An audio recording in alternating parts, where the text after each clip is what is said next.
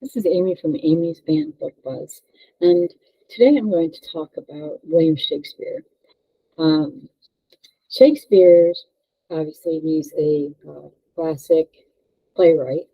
He wrote sonnets and plays. His sonnets are some of my favorite. Um, and most people are introduced to William Shakespeare, I would say, in high school. And, they had to read books like Macbeth or Romeo and Juliet or Hamlet. And they don't realize how much more there was that what Shakespeare wrote. Shakespeare, in the 1600s, he wrote plays and then they performed them it was like going to the theater or going to the movie theater, but it was plays. And all the characters in the plays were men. Even the women characters were played by men. Shakespeare, um, in himself, was controversial, not just because of his tragedies, those were his plays, tragedies, and what was going on in them, but also, because it was death and murder and destruction and incest and all those grand things that kind of just kept you on the edge of your seat, whether you're reading a book or watching a play. And um, even now, people think, oh, well, maybe you shouldn't read Shakespeare.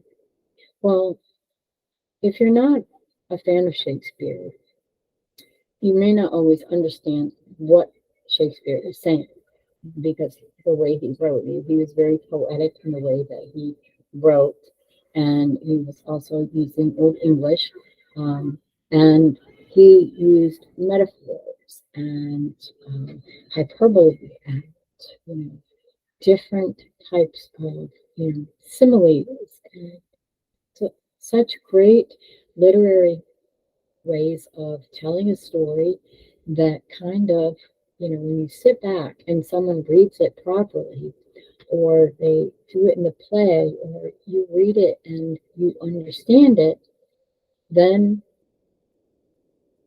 it's something that is quite powerful. Myself, I have two books of well, I have several books of William Shakespeare, but I have a two book set of his complete works, which include his sonnets, which are like my favorite.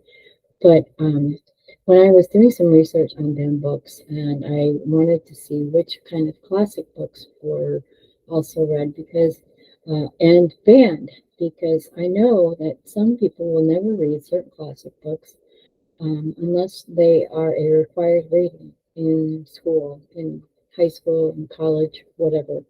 And other characteristics of the stories are they think, oh, well, Shakespeare, he wrote this, or that's too hard to read, or it talks about, he killed his wife, or his wife killed him, or whatever. Well, that happens every day in real life.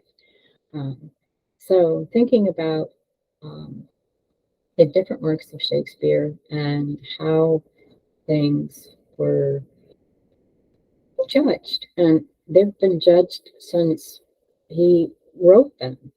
Um, and he's been dead for hundreds of years, and now, and we're still saying, oh no, you can't read Shakespeare. And if you do, you can only read Romeo and Juliet. But wait, no, you can't read Romeo and Juliet because it's about suicide or it's about, anti family. It's about two kids that are too young to get married, but yet they can die together.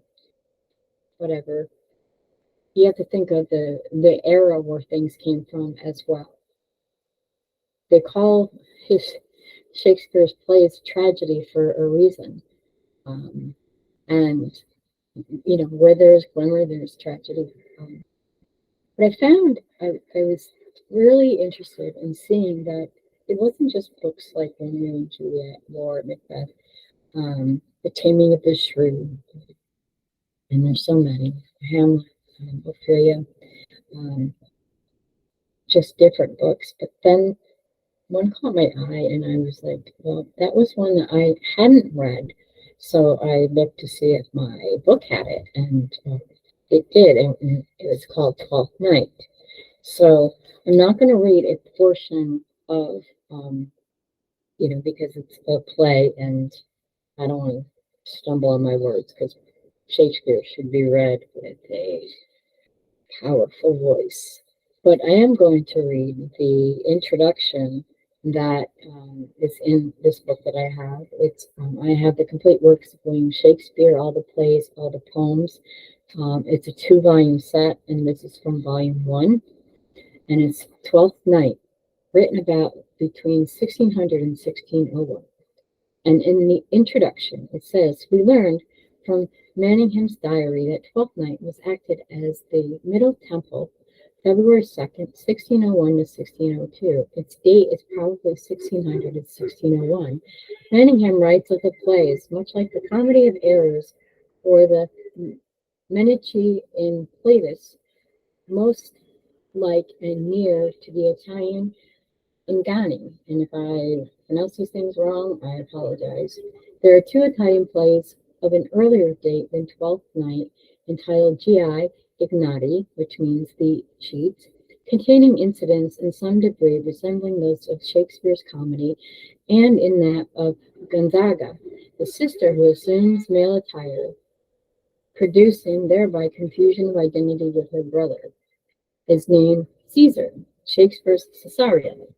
But a third Italian play, Gi Gennati, presents a still closer resemblance to Twelfth Night, and its poetical induction, Il Sacrificio, I'm very sorry about that, occurs with the name Malevolte, Malevolte, and Malvolio. The story is told in Vendella's novel and was translated in Bellaforce into French in his Historias Traducidas. Whether Shakespeare consulted any Italian source or not, he had doubtless before him, in the version of his story by Barnaby Raish, the history of Apollonius and Lucilla in the Riche East Farewell to Matilde Professione in 1581, and this is the main following. The characters of Malvolio, Sir Toby Belch, Sir Andrew Agatchik, Fabian, and the clown Fete and Maria, with the part they play in the comedy, are creations of Shakespeare. No comedy of Shakespeare's unites such abounding mirth and fine satire with the charm of poetical romance. It is the summoning of the several admirable qualities which appears in his joyous comedies, of which it forms the last. An edge is put on the roistering humor of Sir Toby and by the sharp waiting maid wit of Maria, which saves it from becoming aimlessly rollicking. Sir Andrew is a slender grown adult in a brainless and who has forgotten that he is not as richly endowed by nature as fortune. Feste, the clown, is less quaint than Touchstone, but more versatile, less a competitive fool, and more actively a lover of jest and waggery. So that's just a simple beginning about what the story is. And, um, it's a play and it's got multiple characters. And I think, let me just read the first one. Act 1, Scene 1. The Duke's Palace. Enter Duke Curcio and other lords, musicians attending. Duke. If music be the fruit of love, play on. Give me excess of it, that surfeiting, the appetite may sicken, and so die. That strain again, it had a dying fall. Oh, it came over my ear like the sweet sound that breathes upon the bank of violets, stealing and giving odor. Enough, no more. 'Tis not so sweet now as it was before. O spirit of love, how quick and fresh art thou! That, notwithstanding thy capacity, receiveth as the sea, naught enters there. Of what validity and pit soe'er, but falls into the abatement and low price, even in a minute, so full of shapes is fancy, that it is cut high fantastical. Curtio, will you go hunt, my lord? What Curtio? The hart. The Duke says, why, so I do, the noblest that I have. Oh, when mine eyes did see Olivia first, methought she purged the air of pestilence.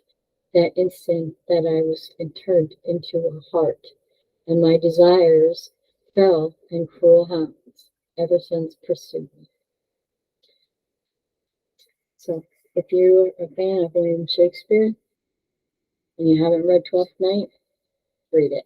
If you have read it and it's been a while, read it again.